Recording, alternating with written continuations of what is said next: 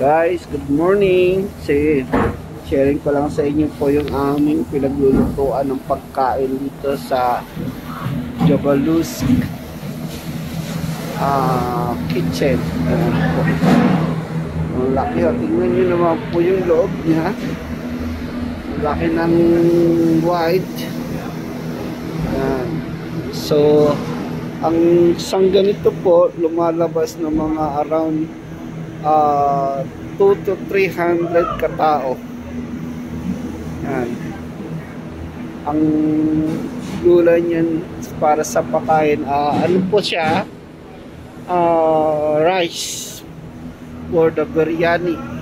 For biryani rice, yan po mga 2 to 300 na katao po yan. Capacity po ng isang ganyan. So tingnan niyo po siya. Ilan po siya? 1, 2, 3, 4, 5. So 2 to 300. So nasa 600, 1,200 po yan. So pagka full na full po siya, nasa around 400. Yung pong 300 siya, nasa kalahatian lang po. Yan. Pero pagka po siya na yung full, mga nasa 400 po maximum yung capacity nito. So ang dami po niyan. Yan naman po.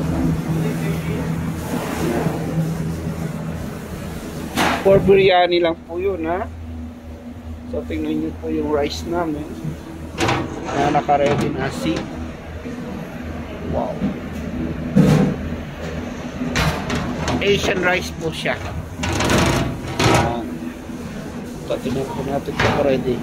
Ayan naman po. Ayan. 200 po capacity niya. Kasi kalahati lang. 200 kalahati. Ayan po. Ganyan. Ganyan po magluto dito. Talagang marami kasi. Isa bakit po namin dito is around 2,300 Mondays ang naka-accommodation nila sa camp. So ayan po. So ayan po yung aming dry area. Ayan. Napagkadalinis na po, dyan po nilalagay para po. Okay guys, thank you for watching. Have a good day. Bye bye.